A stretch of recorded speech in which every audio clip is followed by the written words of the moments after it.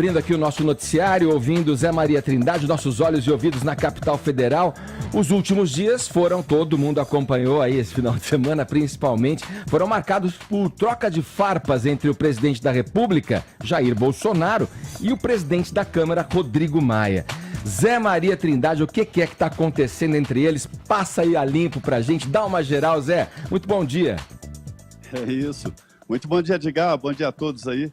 Olha, Edgar, o presidente da Câmara, deputado Rodrigo Maia, recebeu o apoio de líderes importantes no Congresso Nacional para esta queda de braços com o Palácio do Planalto. Talvez isso é que tenha levado o ex-presidente Fernando Henrique a entender o tamanho do problema.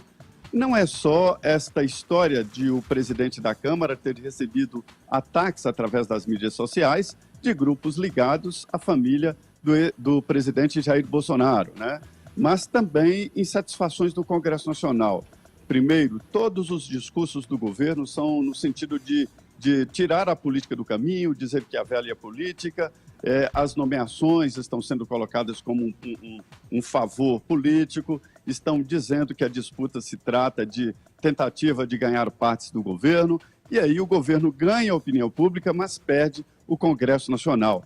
E o presidente Rodrigo Maia, da Câmara, não está sozinho nessa história, não. Os líderes estão dizendo que é preciso mais respeito do Congresso Nacional. E aí houve essa troca de farpas, né? Primeiro, o presidente da Câmara ligou para o ministro da Economia, Paulo Guedes, e disse que não vai mais articular a reforma da Previdência, que a responsabilidade de contabilizar votos é do governo e que ele vai colocar em votação quando o governo der o sinal verde de que tem os 308 votos necessários.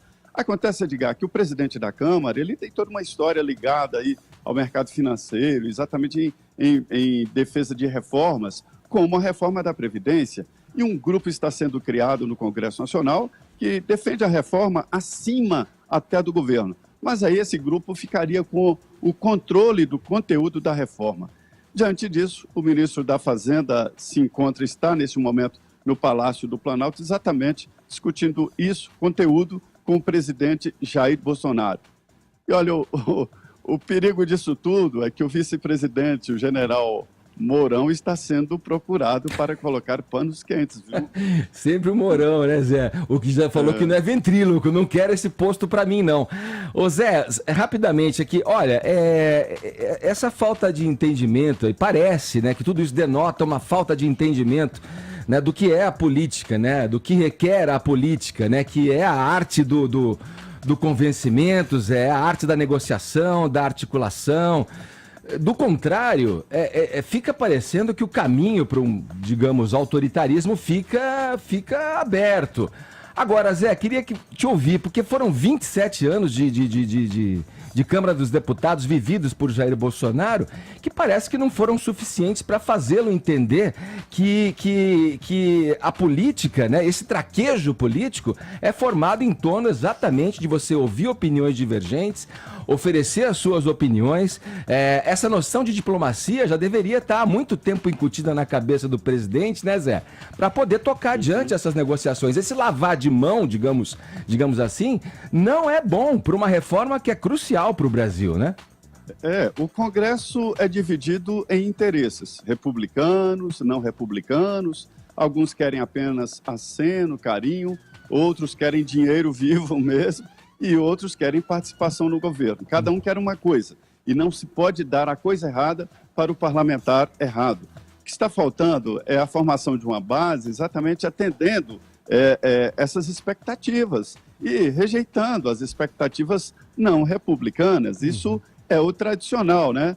E o que acontece? O presidente Jair Bolsonaro, ele tem um apoio popular muito forte, mas isto não é suficiente para empurrar o Congresso Nacional.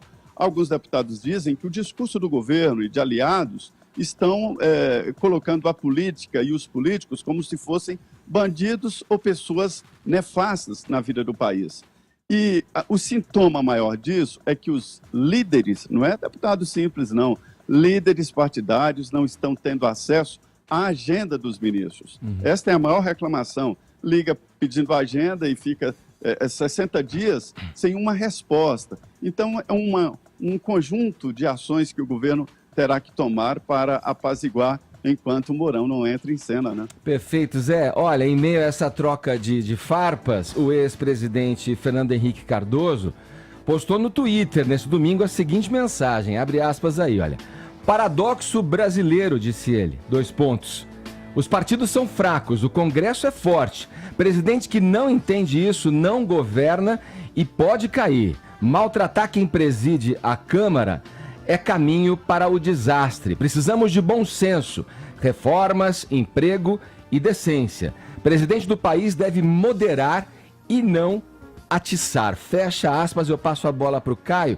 Onde é que a gente vai parar com esse embate aí? Onde vai levar esse embate aí entre executivo e legislativo, hein, Caio? Bom dia. Bom dia. O diagnóstico do Fernando Henrique Cardoso é muito impreciso. O Jair Bolsonaro nunca criticou pessoalmente o deputado Rodrigo Maia, que por sua vez se endereça de forma desrespeitosa tanto a ministros quanto ao presidente e seu governo. Nos últimos dias ele chamou o ministro Sérgio Moro de mero funcionário do Bolsonaro e falou que o governo é um grande deserto de ideias. Para usar uma expressão sua, Edgar, quando o presidente da Câmara lava as mãos em relação ao assunto mais urgente e relevante do Brasil, é óbvio que a sociedade reage. Por isso que é muito importante aqui a gente recapitular os fatos para refrescar a memória do ouvinte, certo? Vamos lá. Jair Bolsonaro eleito fazendo campanha em prol de uma agenda liberal na economia, reconhecendo, inclusive a contragosto, a necessidade premente de uma nova previdência. Aí o governo escala um time de notáveis para o Ministério da Economia, capitaneado pelo Paulo Guedes. Essa equipe de excelência apresenta um bom projeto de reforma da Previdência que supera, inclusive, em abrangência e qualidade, a sua versão anterior do agora enjaulado Michel Temer. O projeto é submetido ao Congresso num contexto de apoio popular recorde à reforma da Previdência. E os mercados, vamos lembrar disso, reagem positivamente, ou seja, precificando o sucesso futuro. Esse era o quadro. Entra em cena o Congresso Nacional e a sua sanha pela barganha e talento para o achaque institucional. E quais as reclamações desse Congresso personificadas na figura do Rodrigo Maia? Primeira, ônus político. O presidente está empurrando o ônus político da reforma para o Congresso. Obviamente, essa reforma é impopular, porque mexe no bolso do brasileiro. Só que a crítica não procede, porque a reforma está umbilicalmente ligada ao Bolsonaro, à imprensa, à oposição, e o eleitorado associam a reforma a ele, certo? Em segundo lugar, qual a segunda crítica? A tal da articulação política, né? Falta articulação política por parte do presidente. Você vai me desculpar, mas articulação política republicana, certo? É aquela fundada no diálogo. Ela objetiva o quê? Esclarecimento e aprimoramento do texto legal. A articulação política baseada na concessão de vantagens em troca do voto do parlamentar, isso aí tem outros nomes. E a gente precisa resolver se nós, enquanto sociedade, a gente quer a volta do toma lá da cá. Se a gente quer a volta da distribuição de cargos no governo e nas estatais. Se a gente quer, inclusive, a compra de apoio político em espécie, em dinheiro vivo, como era o método no caso do mensalão. Por isso que eu acho que o questionamento do presidente da República é legítimo, abre aspas, a bola agora está com o parlamento. O que é articulação? O que está faltando eu fazer? Será que é um esforço de comunicação? Porque a forma que eu lembro é que a nova Previdência ela foi apresentada à sociedade via imprensa numa coletiva de mais de 4 horas. Só que na Jovem Pan, o secretário especial já veio várias vezes discorrer sobre detalhes do projeto. E o presidente já convocou um pronunciamento em rede nacional especificamente sobre a Previdência. Aí vem o Maia e diz o seguinte, abre aspas, ele precisa assumir essa articulação porque ele tem que explicar o que é essa nova política. Resposta do Bolsonaro, não serei levado para um campo de batalha diferente do meu. Eu respondo pelos meus atos no executivo, legislativo são eles. Edgar, isso é o exato oposto de autoritarismo, isso é Montesquieu na veia, separação dos poderes.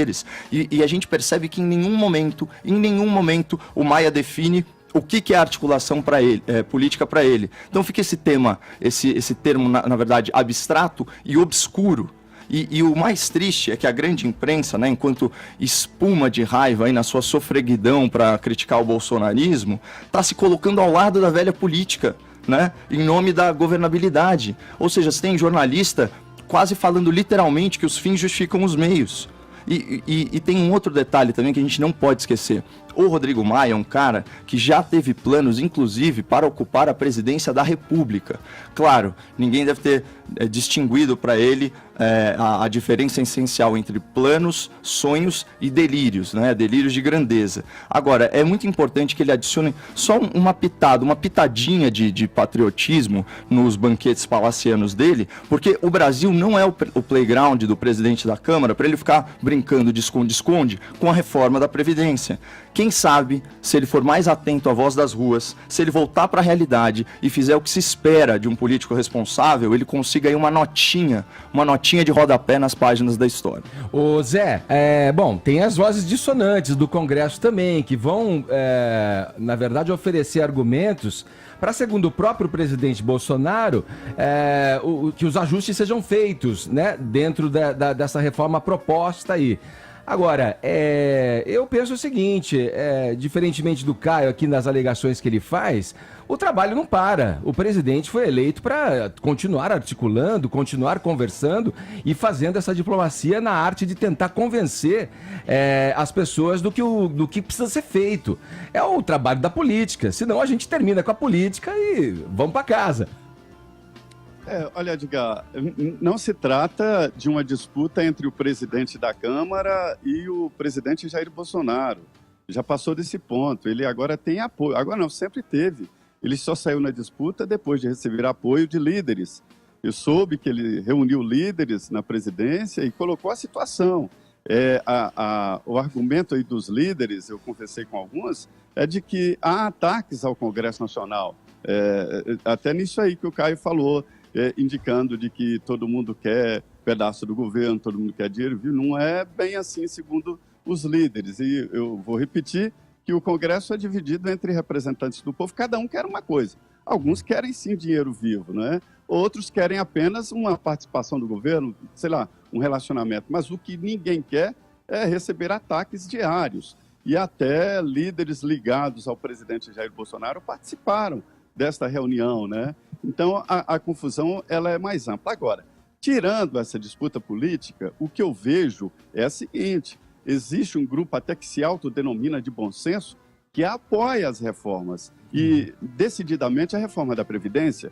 O próprio presidente da Câmara, a história dele, ele vem do mercado financeiro, no sentido de defender as reformas, a economia liberal e a reforma da Previdência. Eles estão querendo blindar a reforma da Previdência, embora briguem com o presidente, mas aprovem a reforma da Previdência. A diferença aí é que esse grupo ficaria responsável também pelo conteúdo, e aí o governo perderia esse controle do conteúdo se deixar a Câmara tomar conta da reforma da Previdência. Então, a disputa política não prevê derrota da Previdência, né? Mas coloca em risco projetos importantes do governo. Vou dar uma notícia aqui: a própria reforma administrativa, que veio através de medida provisória, né? A redução de ministérios, ela está correndo perigo, ela não tem relator ainda, para se ter uma ideia, né?